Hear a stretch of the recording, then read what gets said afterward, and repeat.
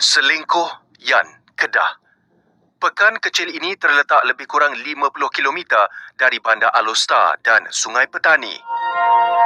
Gunung Jerai dan Padang Tok Syekh antara lokasi yang menjadi tumpuan pelancong di sini.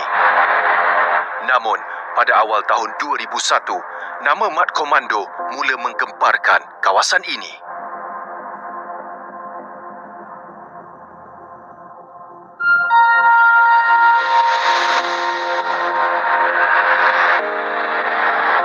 Polis meneruskan usaha memburu dua penjenayah yang paling dikendaki iaitu Mat Komando dan rakannya Muhammad Syukri Hussein.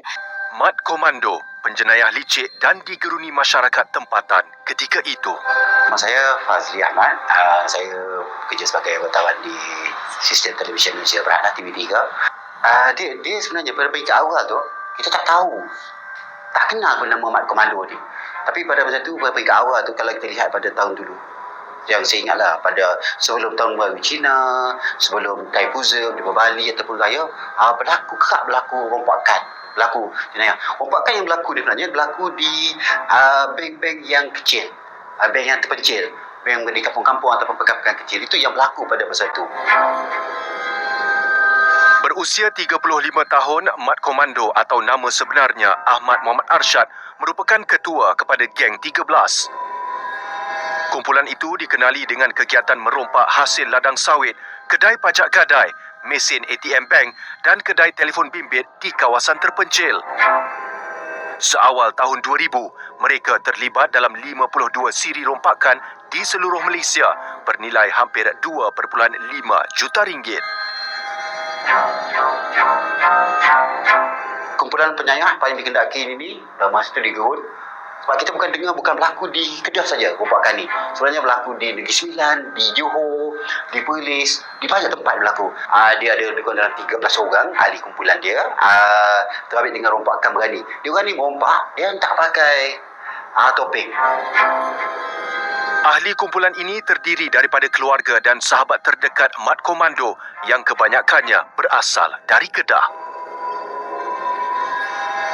Asal daripada Yan, daripada Baling, daripada kota Kuala Muda, dan kebanyakan dia orang ni umur antara 30 sehingga 40 tahun lah. Dan salah seorang ahli kumpulan ni adalah abang ipar kepada Mat Komando ni.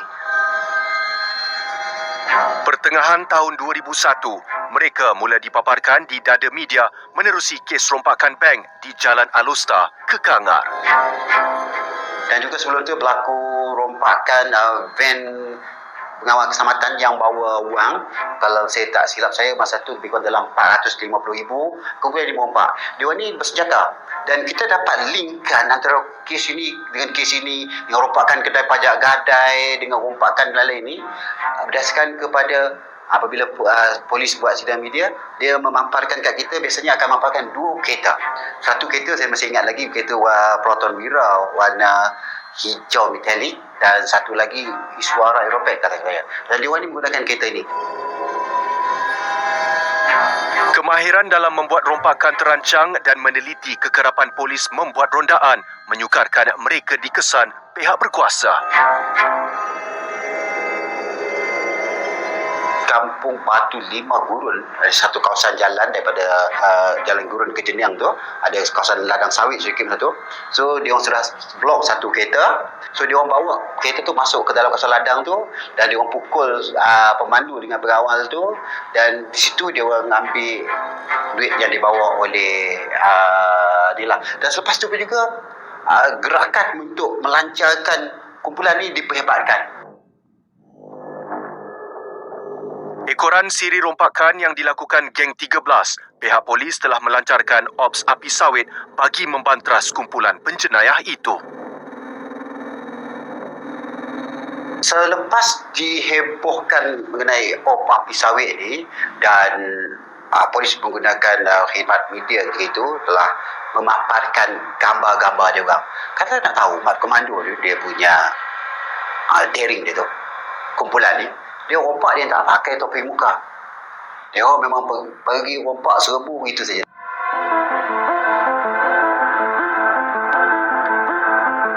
Tasik Pedu, Kuala Nerang, Kedah. Pusat peranginan yang tidak lagi beroperasi sejak tahun 2007 merupakan titik mulanya operasi Ops Api Sawit pada 1 Januari 2002. Dilaporkan, polis menerima maklumat daripada penyambut tetamu di pusat peranginan ini yang mengenali Mat Komando ketika penjenayah itu membuat pendaftaran di kaunter lobi.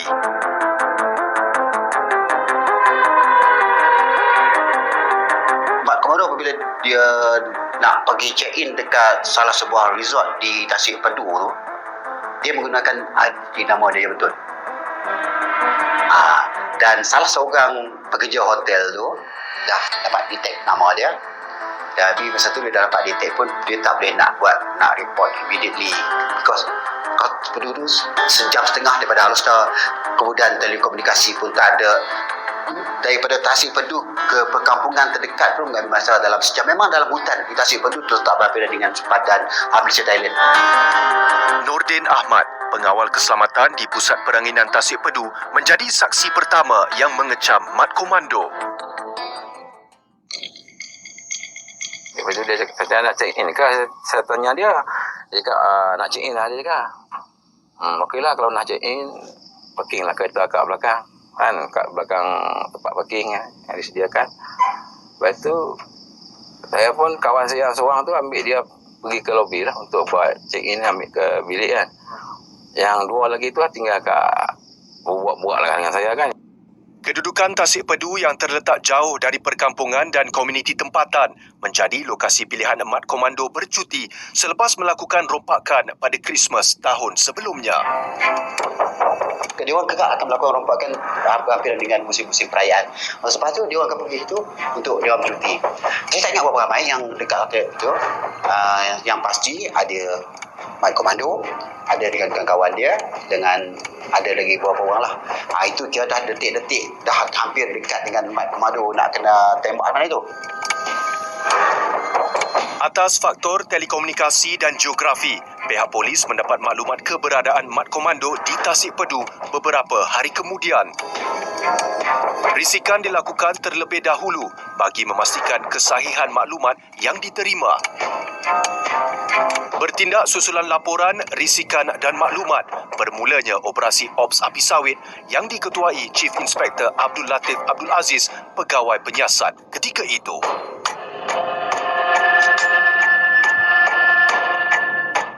Macam gak semua kami dah overtake lah, dah ambil alih. Gak macam gak depan kami dah ambil alih pada inform pada Bukit Aman, dekat UTK. Kami pun turun dah, semua kami dah masuk dalam lah. Macam dengan telefon dia orang pun kami dah kat talian dekat Sekom, dekat Telekom semua yang panggil masuk. 8.30 pagi 1 Januari 2002. Polis mengekori 2 kenderaan dinaiki ahli geng 13 yang keluar dari pusat peranginan itu. Kami ikut pada jauh, memang tak bagi dia orang nampak. Sampai dekat selekoh yang di Gunung Kerengga yang yang paling tinggi sekali.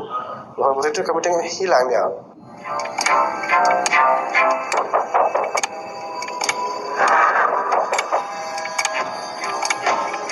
Sementara itu, satu pasukan petugas khas dibentuk untuk menjejaki Ketua Kumpulan Perompak 13 itu oleh Polis Bukit Aman. Datuk Saleh berkata Mat Komando 35 tahun disifatkan polis amat berbahaya dan kini sedang bersembunyi di hutan simpan Pedu, Kedah.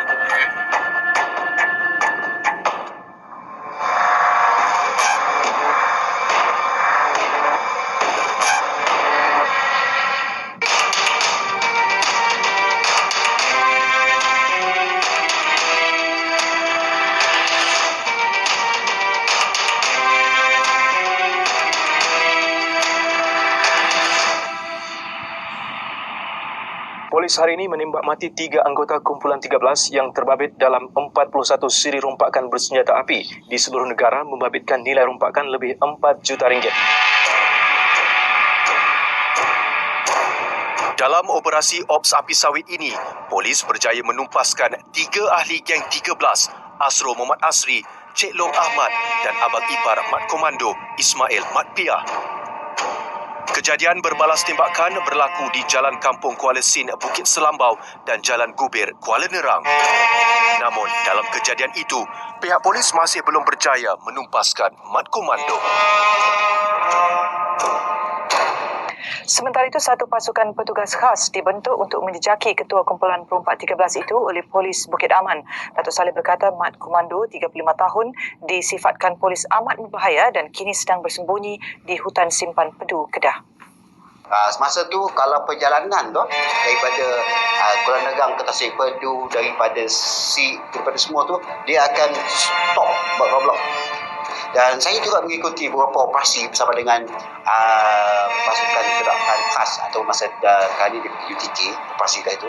Penjerayah paling berbahaya dan dikendaki Ahmad Mat Rashad atau lebih dikenali Mat Komando ini terus diperhebatkan. Saya berada dengan dia itulah ikut. Bekas jalan dia berhutan, berbukit, di tapak tinggi, dia punya resort di bawah dan tasik di sana tu. So sepanjang jalan tu memang polis membuat keras ni dah kepung kawasan tu. Polis hari ini mendapatkan perintah tahanan reman terhadap seorang anggota kumpulan perompak 13 itu dan dua wanita termasuk isteri Mat Komando untuk membantu siasatan. Isteri Mat Komando berusia 32 tahun ditahan di rumahnya di Parit Panjang Baling petang semalam. Manakala ahli kumpulan terbabit bersama teman wanitanya berusia 22 tahun ditahan di Tasik Pedu.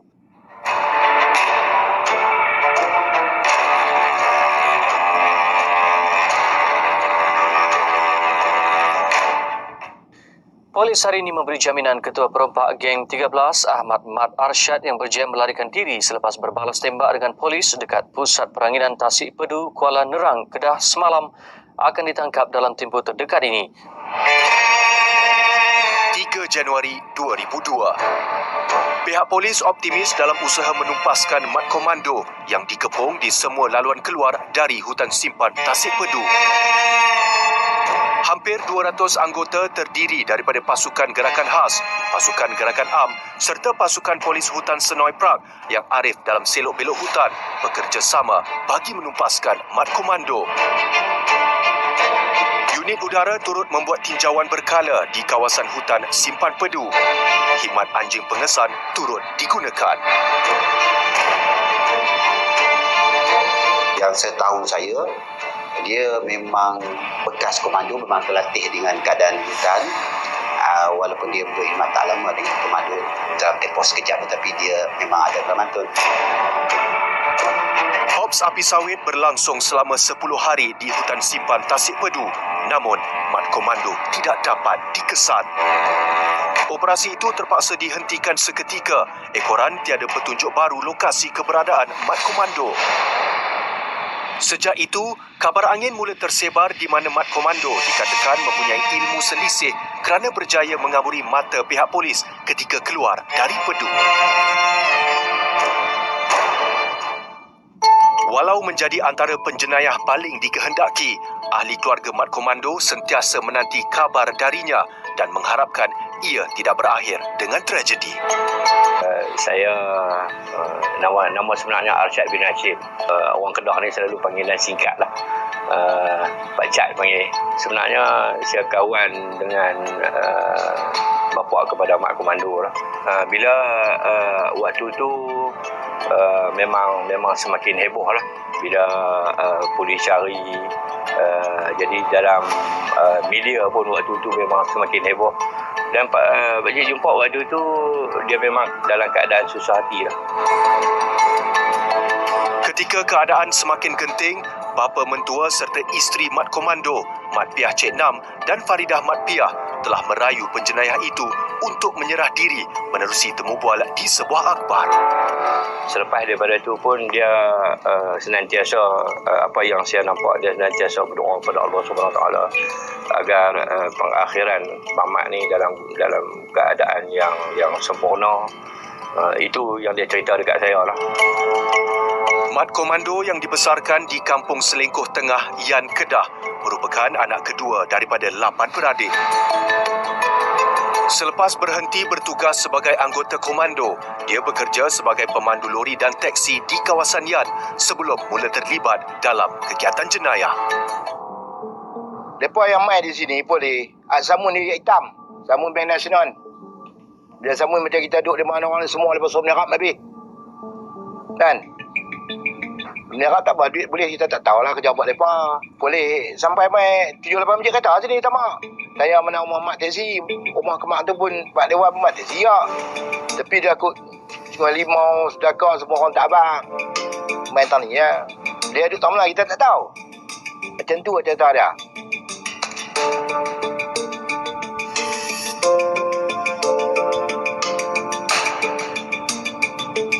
Dah, tak biasa. Dia tak pernah main. Masa dia jahat, langsung tak ada main. Tak dah. Muka dia tak nak tengok. Cerita dia macam pak dia. Pak dia apa pun, kalau mat balik ke macam mana, dia abang kata balik, dia tak balik, dia abang tak balik, ya, macam tu. Kan? Cuma kita perlu tengok dalam TV, ya. Betul tak? Dia kata kat perempuan dia tengok tamat mesti mati, ya. Malaki pedu. Lepas tengok berita, dia kata siapa bagi tahu mak komando, 45,000 atau 40. Kan? Nama Mat Komando seakan-akan hilang seketika setelah bolos dari Ops Api Sawit di Tasik Pedu. Ahli keluarganya turut tidak mengetahui ke mana perginya penjenayah itu selepas dikatakan menggunakan ilmu untuk melarikan diri. Murung ya. Cerita apa je Ini cerita orang sambak ujung sambak kat jalan orang tak ada. Dia balik mai dia kena mula-mula datang tu balik batik tu ayam pukul 12 malam. Tapi dia tak pergi nak buat dia nak buat channel tu tak. Kita usaha dekat rumah jampi tu ya. Buat pepai lah bagi baik-baik kan. Sepanjang Mat Komando menghilangkan diri, ahli keluarganya sentiasa berada di bawah pengawasan pihak berkuasa. Boleh lah untuk raya lah semua main nak duit semua burung nak duit ya.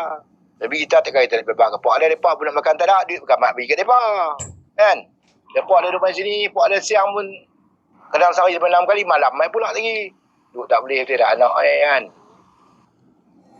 Biarpun tiada tangkapan atau kemunculan ahli geng 13 selepas kejadian di Tasik Pedu, operasi mencari Mat Komando tetap diteruskan pihak polis.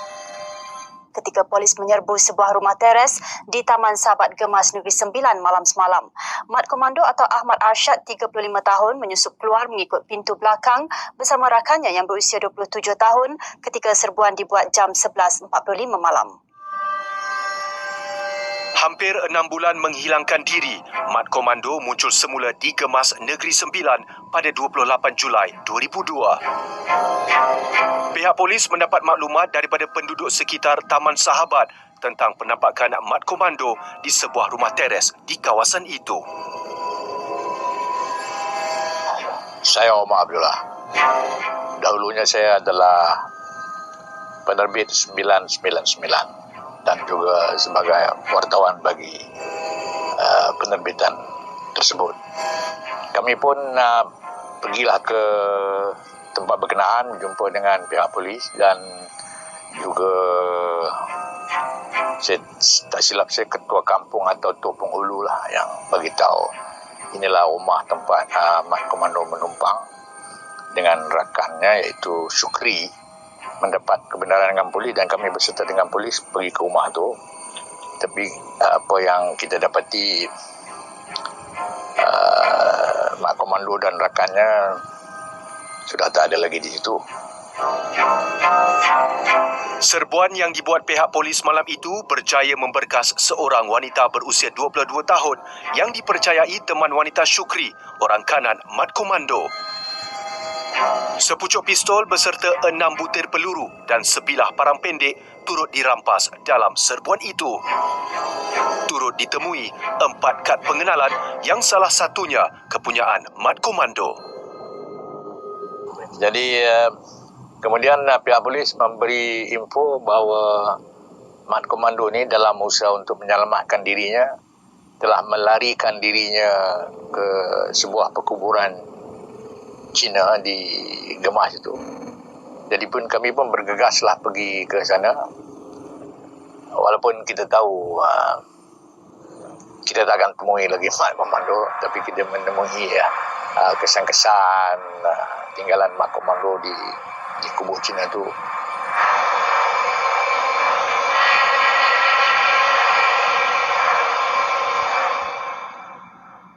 Lebih kuranglah dalam masa seminggu tu memang saya dapat berita kata Mat dah ditembak.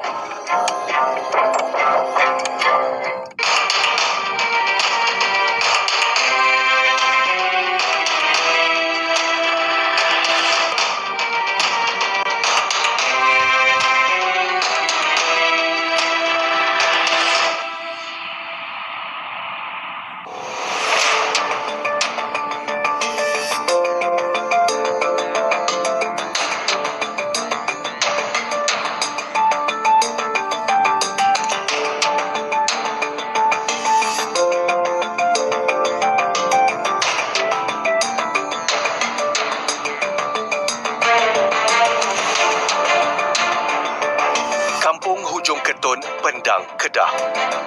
Hampir 600 km dari lokasi serbuan pihak berkuasa dikemas, Mat Komando dilaporkan telah berada di kampung ini selama beberapa minggu.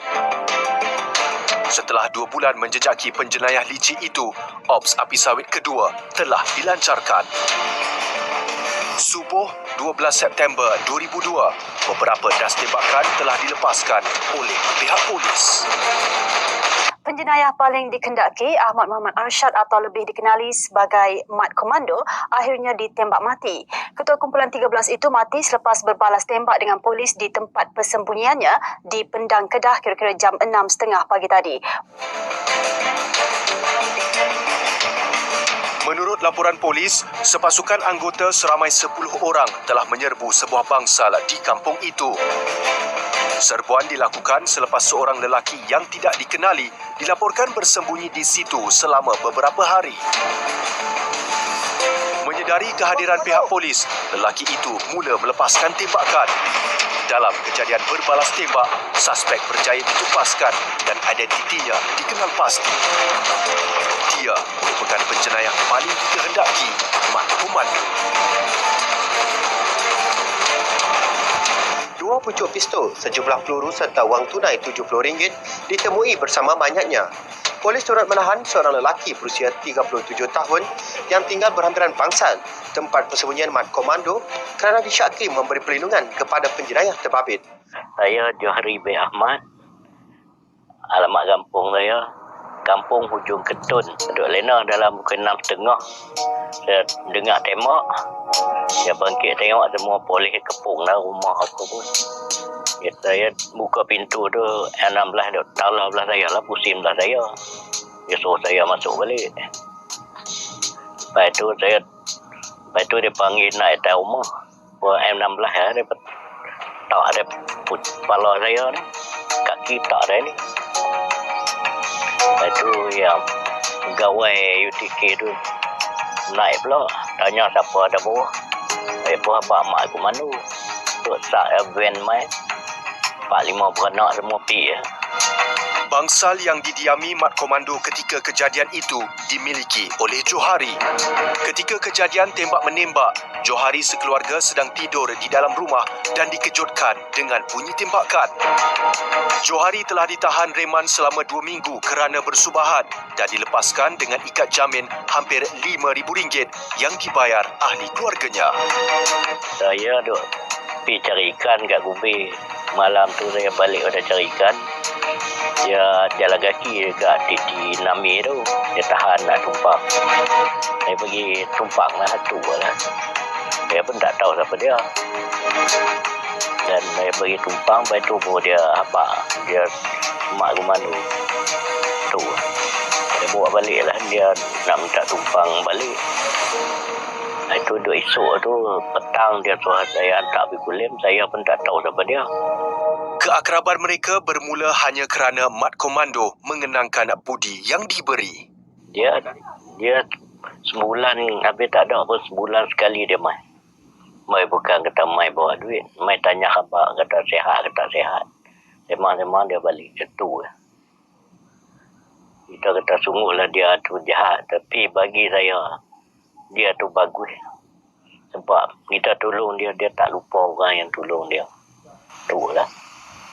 Kini, lokasi tumpasnya Mat Komando telah runtuh dan hanya ditinggalkan tapaknya akibat dikorek oleh beberapa individu yang mencari duit di bawah bangsal itu. Memang orang luar bomo ni mai cari duit. Dia kata ada tanam duit lah apalah. Dia pun awal main korek. Depan ni dekat bilik ayah. Buat lubang lah tu. Tapi dah tak ada. Benda ni orang jahat takkan nak tanam sampai dalam. Tu lama juga. Tahun lebih kurang mai hal lain pula. Korek kat Dangor tu. Sejarah tempat dia meninggal tu. Korek dekat pinggang tak larat korek. Dia pun ambil peho pula korek. Sampai reban bangsai tu. Tu lah. Tidak tu ada lah. Boleh tengok lah sejarah tu. Ni tak ada lah reban ni. Tu lah.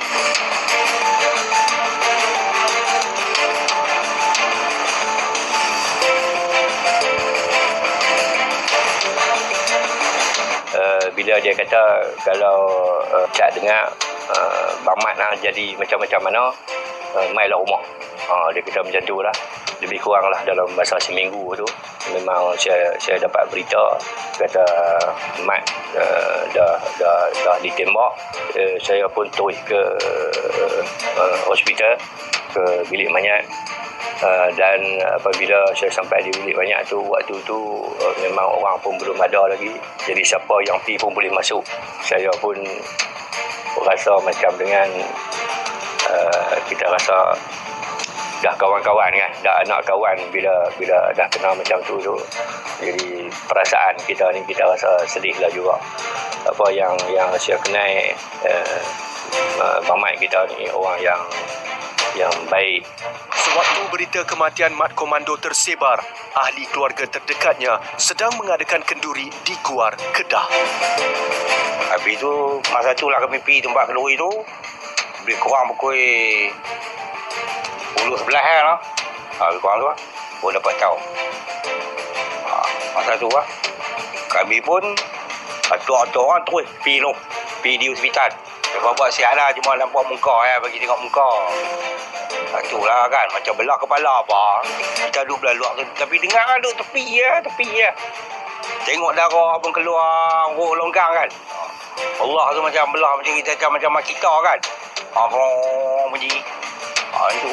Mungkin lepas belah tu nak kata buang peluru apa kita tak tahu kan.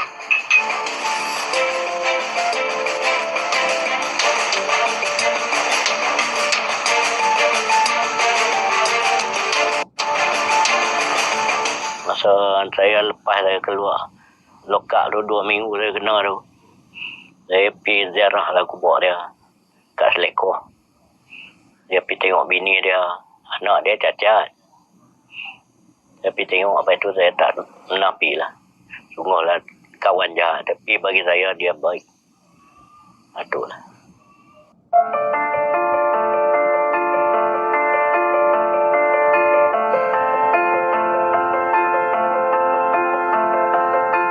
Selepas kejadian Mat Komando ditembak lebih kurang setahun lebih, ada seorang lelaki datang ke pejabat masa tu. Dia dalam tengah hari tu, jadi pejabat tak ada orang, saya tengah ada buat kerja tu. Datanglah si seorang lelaki ni.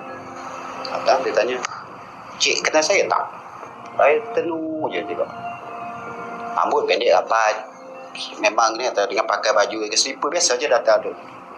Tak ingat lah. Lepas tu dia bawa keluar satu kenyataan akhbar. Saya tengok, diletak depan saya tengok tu saya tengok. Ini gambar yang keluar, 2 gambar ni. Satu gambar Mat Komando dan satu ni gambar dia nama Syukri. Orang yang Syukri ni antara orang kepercayaan orang kuat Mat Komando ni ada depan saya. Gambar dia tunjuk tu saya tenung dia, saya tengok. Tapi ada juga masa tu orang cakap Mat Komando ni macam Robin Hood lah, merompak dan membantu.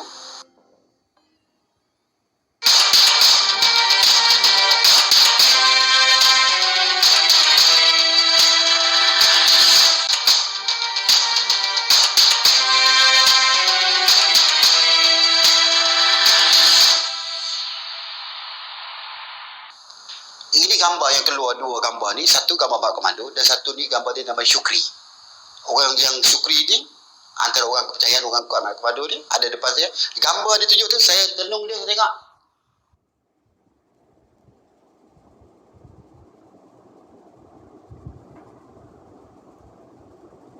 Ceritanya dia Syukri. Boleh bayangkanlah bagaimana penjenayah yang orang diburu tu. Dan kita tahu dia sebenarnya dah di penjara. 1.5 tahun ataupun 2 tahun dia di penjara. Dan hari tu dia ada depan saya. Memang saya buat liputan, banyak kerap buat liputan ni, tapi bila berada depan saya tolong dia. Saya bawa keluar penjara pokok Sena tadi. Dan cik tu dia tak nak jumpa cik. Saya tanya, ya, saya pun tolong dia. Ada apa lagi? Saya nak kongsi cerita sebenar siapa Mat Komando. Siapa sebenarnya kumpulan geng 13 ni. Ogos 2002. Muhammad Syukri, orang kanan geng 13 yang diketuai Mat Komando, telah ditangkap selepas pergaduhan antaranya dengan Mat Komando. Dia jadi dikemas ni, menurut Syukri, bila dia orang rompak, dia orang ada poin-poin ataupun tempat-tempat tertentu yang dia orang akan berkumpul.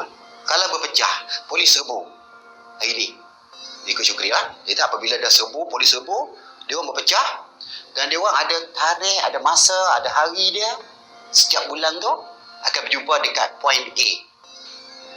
Ataupun kalau hari ni, point B dan point C. Dia orang melakukan banyak rompakan. Dan setiap kali rompakan dah ada 100,000, 200,000 dia. So duit dia sesuai pada dia orang agih-agih pertama dia orang. Dan dia orang ni ada tanam duit di dalam tanah dekat salah satu point ataupun macam dia punya checkpoint dia orang untuk dia punya chamber jumpa balik. Mat Komando turut menceritakan beberapa kejadian kepada Johari ketika dia melarikan diri daripada pihak polis. Dia loncat, dia belah atas ada jalan tu jadi macam kolam, macam ayak takung tu. Dia loncat belah tu lah. Dia lari tu, dia dengar polis tembak tapi senjata tak ada dekat dia masa tu. Tahu baik pak dia kena tembak. Dia lari, lepas tu dia lari tu yang jumpa kita tu. Dia balik mai kot ni lah, dia jalan balik mai kot Kota U. Dia cerita memang Hanjin, dia bawa Hanjin ikut dia. Dia lari ikut layak bekas komando kan tak tahu. Itu kan. Hanjin tak boleh hidup dia lah tu. Mat Komando turut menceritakan beberapa kejadian kepada Johari ketika dia melarikan diri daripada pihak polis. Dia orang lari daripada Pedu tadi, dia orang lari ke Gemas. Di Gemas tu ada rumah dia orang sewa. So, hari dia orang nak kena serbu tu, Syukri tahu. Mat Komando beritahu kat dia, dia lapar. So, Syukri ni pergi beli mi. Jadi, bila beli mi kan dia diikat tepi. Dan rumah taman rumah lama dulu kan dia jadi tingkap tu. So jadi bila dah beli sebelum makan tu Mat Komando nak sangkut punya makanan tu dia ternampak dekat depan tingkap tu nampak bayang macam anggota polis tengah bersiap sedia nak serbu. Masa itulah dia cakap dekat si Syukri polis dia orang lari. Mat Komando dan Syukri dikatakan melarikan diri menggunakan motosikal yang dicuri. Mereka dipercayai akan menunggang motosikal itu sehingga kehabisan minyak sebelum sebuah lagi motosikal akan dicuri untuk meneruskan perjalanan ke Kedah.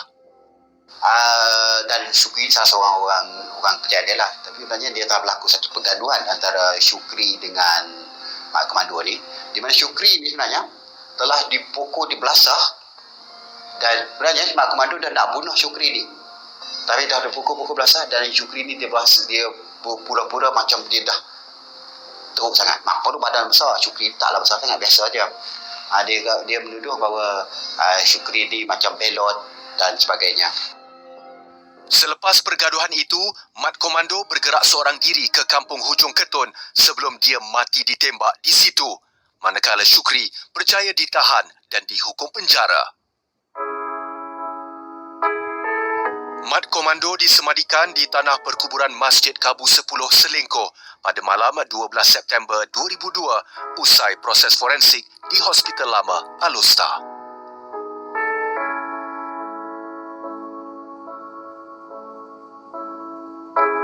Taklah, dia balik dari hospital tu, sampai tu di rumah, orang memang cukup ramai lah. Orang ni 1,000 lah kata. Kira, tak tahu nak abang, tak ada orang dalam bawah ni. Ramai. Ada yang boleh masuk tengok dia, ada yang tak boleh macam tu lah. Nak tengok dia. Orang yang tak ada masalah. Banyak mana panggil pemain. Ya. Buat kerja lepas macam tu. bukan bagi orang jahat ke orang baik dia. Itu lah.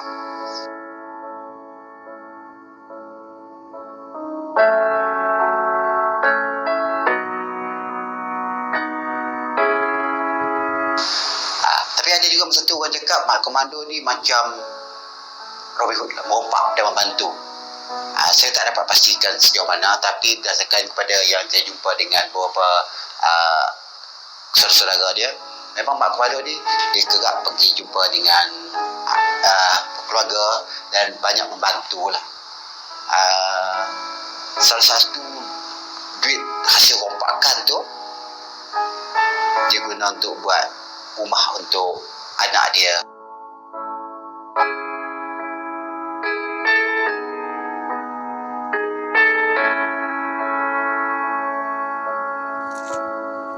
Jangan buat jenayah. Sebab jenayah itu membawa pada jadi macam Mat Komando lah. Walaupun dia tak bunuh sesiapa, tapi dengan kehadirannya itu menimbulkan ketidaktenteraman kepada ahli-ahli masyarakat.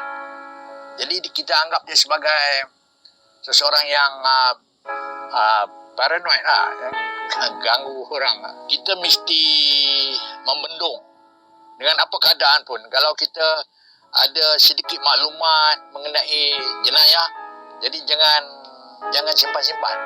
Hebahkan kepada pihak yang berwajib lah. Operasi membanteras jenayah Mat Komando mengambil masa hampir 9 bulan sebelum berjaya ditumpaskan di kampung Hujung Ketun. Walau digambarkan sebagai seorang yang menjaga keluarganya, kegiatan jenayah Mat Komando tetap menggugat ketenteraman masyarakat dan ia harus diadili sewajarnya agar jenayah seumpamanya tidak lagi berulang. Moga arwah paman, arwah ayah dia, sebagai kita yang masih ada di muka bumi Allah ni, kita senantiasa berdoakan dan marilah kita sama-sama mendadah tangan ke Allah Subhanahu Wa Taala dan kita sedekahkan Al-Fatihah untuk arwah. Bismillahirrahmanirrahim. Alhamdulillahirabbil alamin. Ar-Rahmanirrahim. Maliki yaumiddin. Iyyaka na'budu wa iyyaka nasta'in. Ihdinas siratal mustaqim. Siratal ladzina an'amta 'alaihim ghairil maghdubi 'alaihim waladdallin.